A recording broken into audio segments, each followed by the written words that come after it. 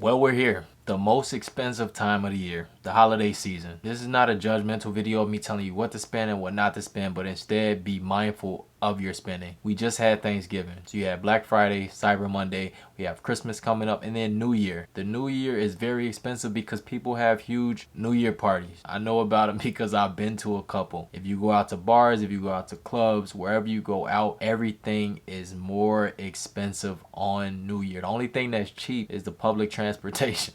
Only thing that's cheap. They charge a penny here in Chicago. The CTA charges 1 cent to ride the bus or the train just for that day. But other than that, everything is marked up. Everything is marked up around New Year. And it's even higher than normal due to the situation we're facing in the US currently anyway, with product shortages and shipment delays. So the inflation that we're experiencing is higher than normal. I think it's around 4%. Annually on average it's about 2%, but we're right around that 3.54% area, and that's just insane. I read an article on CNBC that says 1 in 3 Americans are still paying off credit card debt from their holiday shopping from the year before. And on average people are spending about $762 on friends and family. I think that's insane, honestly. Like, I get it, you want to have a good time, you want to make people feel good, right? It's better to give than to receive, but if it's gonna put you in debt, a lot of people can't afford it. I'll give y'all a short story. When I was younger, my dad, he let me know that he was putting Christmas on a credit card.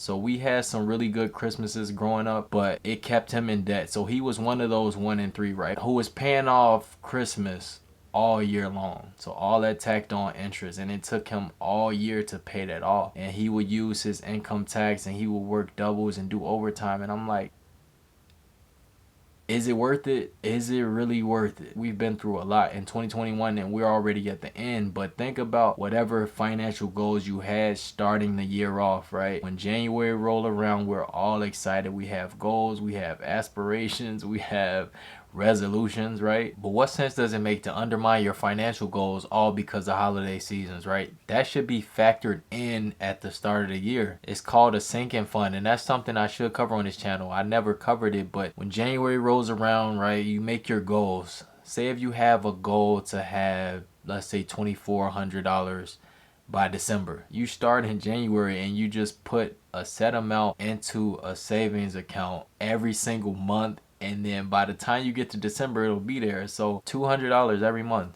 January, February, March, 200 times 12, that's $2,400. And my quick math pretty decent though, don't lie.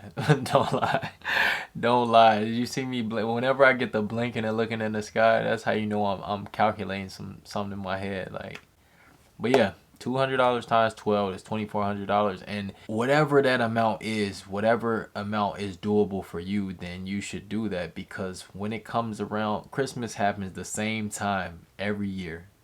Every year. It's not a secret, it's not a surprise. Everybody knows Christmas comes in December. So throughout the year, it's something to think about, right? You don't have to splurge crazy on your friends and family, right? I know, like I said, you love them, you want to give them nice things, but sometimes if you don't have it and you can't do it, then it is what it is. That's what I've been on. The last few Christmases, I haven't been giving no gifts, and I haven't felt guilty about it at all, and nobody judged me for it.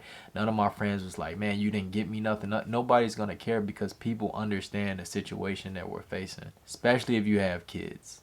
I mentioned in my community tab, I have a son on the way. I have another kid on the way, my second one, and I'm super excited about that. But I know with multiple kids comes multiple and even more expenses. So lately I've been putting all my money towards whatever we got to do with him, and I've been doing that all year. Like, it's been 9 months. It's been 9 months. So of course I know, like, I gotta get to it. I understand Christmas is here, but like I said, no gifts for nobody but the kids, and it is what it is. We got our goals that we're trying to stick to, and people will understand that, trust me. And to tie this thing up and put a bow on it, like I said, this isn't a judgmental video. Just a warning and a reminder, because I know firsthand people get real frivolous. They get real frivolous with the duckies around this holiday season, and then they complain about it throughout the year, and it's like, it could all be so simple it could all be so simple, but it's about priority. It's about priority. So prioritize what you want to do as far as your financial goals, right? That's what it's about. Your goals, not nobody else's. I've been spending crazy all 2021. Like, I've spent a lot of money, so much money that I'm working on a video.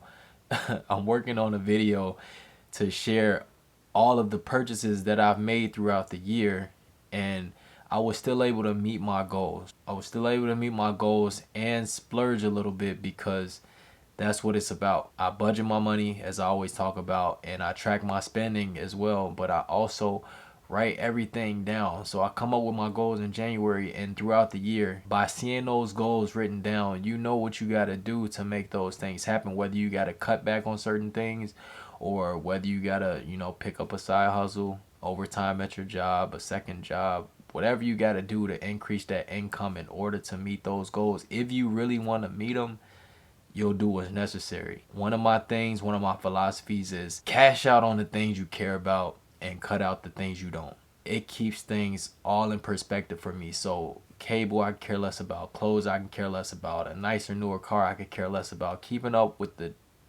latest technology, I can care less about that. I spend most of my money on experiences, investing, and, things that are going to bring me more money back. Like, I like spending money, and I don't even look at those as expenses. Those are more so investments, but that's just how I rock. That's just how I rock, and that's what's helped me. That's what's helped me get ahead over the years. So like this video if you like it. Subscribe to my channel if you haven't. Also follow me on IG, Q Makes It Happen, on Instagram. Go show your boy some love.